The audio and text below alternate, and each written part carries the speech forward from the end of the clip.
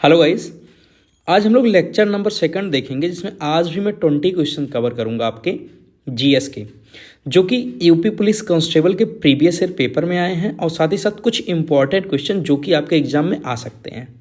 तो चलिए शुरू करते हैं। क्वेश्चन नंबर फर्स्ट, कौन सा तत्व सबसे कम सक्रिय होता है? कल हमने बात किया था कि कौन सा तत्व सबसे ज़्यादा सक्रिय होता है, वो आपका होता है पोटेशियम। कौन सा तत्व सबसे कम सक्रिय होता है? तो ये आपका आंसर होगा शीशा। शीशा जो कि सबसे कम सक्रिय होता है। एक और मैं बात बता दूं, ये शीशा वो नहीं होता जो हम लोग घरों में देखते हैं। ये शीशा एक मेटल होता है, धातु होता है। चलिए, फर्स्ट का आंसर हो गया शीशा। सेकंड क्वेश्चन की अगर हम लोग बात करते हैं, संविधान सभा के प्रारूप समिति में कितने सदस्य थे? वेरी इंपॉर्टेंट क्वेश्चन, ये कॉन्स्टिट्यूशन से आपका क्वेश्चन है। इसमें कुल अगर हम समिति की बात करें, प्रारूप समिति में कुल सदस्यों की बात करें तो वो आपके थे 7। कितने सदस्य थे आपके? 7। आई होप ये आपको समझ आ गया होगा। चलिए हम लोग नेक्स्ट क्वेश्चन की बात करते हैं। सबसे छोटा कोशिकीय अंग कौन सा? सबसे छोटा कोशिकीय अंग कौन सा है? तो अगर हम लोग सबसे छोटे कोशिकीय अंग की बात करें तो वो आपका आंसर होगा राइबोसोम। क्या होगा? राइबोसोम। वो आपका आंसर हो जाएगा राइबोसोम। आई होप ये भी आपका क्वेश्चन क्लियर होगा। हम लोग नेक्स्ट की बात करते हैं, फोर्थ क्वेश्चन की। अलाउद्दीन खिलजी ने किसे दीवानी रियासत नियुक्त किया था? ये बहुत इंपॉर्टेंट क्वेश्चन है आपके हिस्ट्री से, कि अलाउद्दीन खिलजी ने किसे दीवानी रियासत नियुक्त किया था? तो ये आपका आंसर होगा मलिक याकूब को, या याकूब मलिक को। किसको नियुक्त किया था? याकूब मलिक को। आई होप ये आपको क्लियर रहा होगा, याकूब मलिक। चलिए हम लोग फिफ्थ क्वेश्चन की बात करते हैं। बेगम अख्तर गायन की किस विधा से संबद्ध है? मतलब किस तरीके का गायन करती थी? तो अगर इसका हम लोग बात करें तो बेगम अख्तर बहुत सुंदर या बहुत बेहतरीन गजल गाती थी। क्या गाती थी? गजल। तो आई होप आपको फिफ्थ नंबर क्वेश्चन में क्लियर होगा। हम लोग बात करते हैं क्वेश्चन नंबर 6 की, जिसमें प्रकाश वर्ष के बारे में बात किया है। एक प्रकाश वर्ष में कितनी दूरी होती है? आपको पता होगा कि सबसे बड़ी दूरी मापने की जो सबसे बड़ी इकाई है वो प्रकाश वर्ष है। तो एक प्रकाश वर्ष में जो दूरी होती है वो 9.46 10 के पावर 12, 9.46 इंटू 10 के पावर 12 होता है, इंटू 10 के पावर 12। ये आपका एक प्रकाश वर्ष में इतनी दूरी होती है। आई होप ये क्वेश्चन भी आपका क्लियर होगा। हम लोग नेक्स्ट की बात करते हैं सेवंथ नंबर की।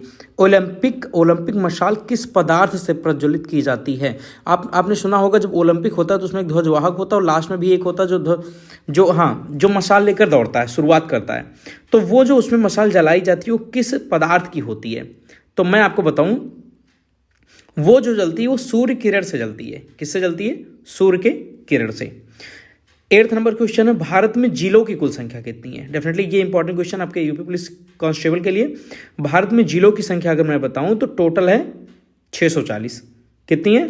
640। क्वेश्चन नंबर 9 की बात करेंगे। सल्तनत कालीन सुल्तानों के शासनकाल में किसके शासनकाल में सर्वाधिक दास थे? पहले दास प्रथा चला करती थी, जो हम दूसरे राजाओं को जीतते थे तो वहाँ से जितने लोग मिलते थे उनको दास बनाकर ले आते थे।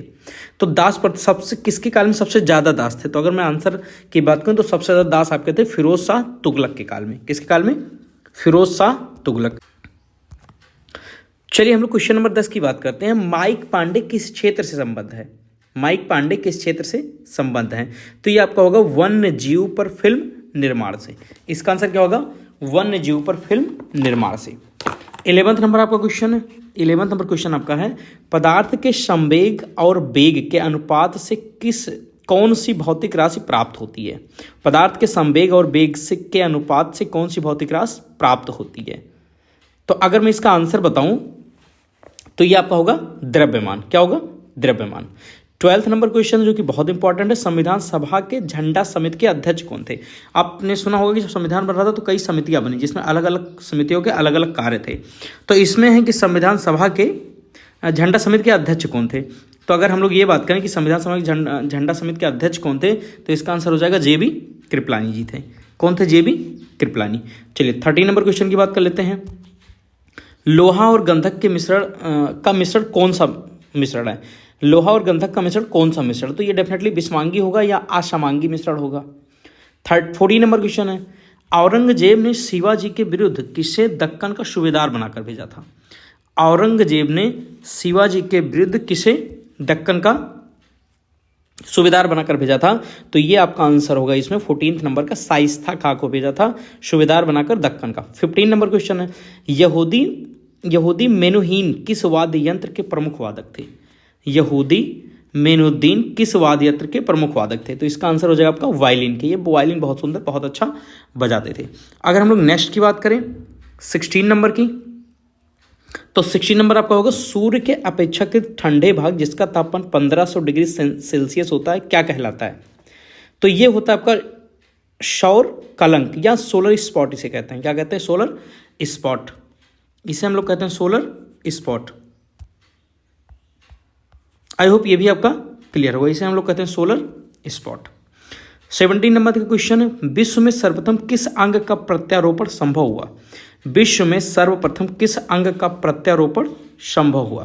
तो अगर इसके हम लोग आंसर की बात करें, 17 नंबर का, तो होगा हृदय, वो होगा हृदय का। 18 नंबर की क्वेश्चन की बात करें कि जनगणना की तर्ज पर मृत्यु गणना करने वाला पहला राज्य कौन सा है? जनगणना की तर्ज पर मृत्यु गणना करने वाला पहला राज्य कौन सा? तो ये होगा आपका कर्नाटक। डेफिनेटली इंपॉर्टेंट क्वेश्चन ये भी आपका, ये आंसर हो जाएगा आपका कर्नाटक।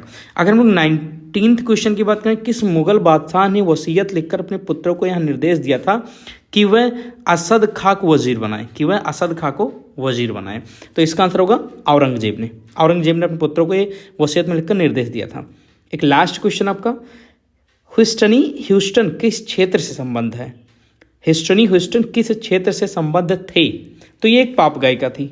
एक कौन थी? पॉप गायिका। आई होप ये लेक्चर आपको क्लियर होगा। 20 क्वेश्चन में डे बाय डे डिस्कस करता हूँ। आई होप आपको पसंद आया होगा। और नेक्स्ट लेक्चर डेफिनेटली कल आपको फिर से एक नया लेक्चर 20 क्वेश्चन का मिल जाएगा।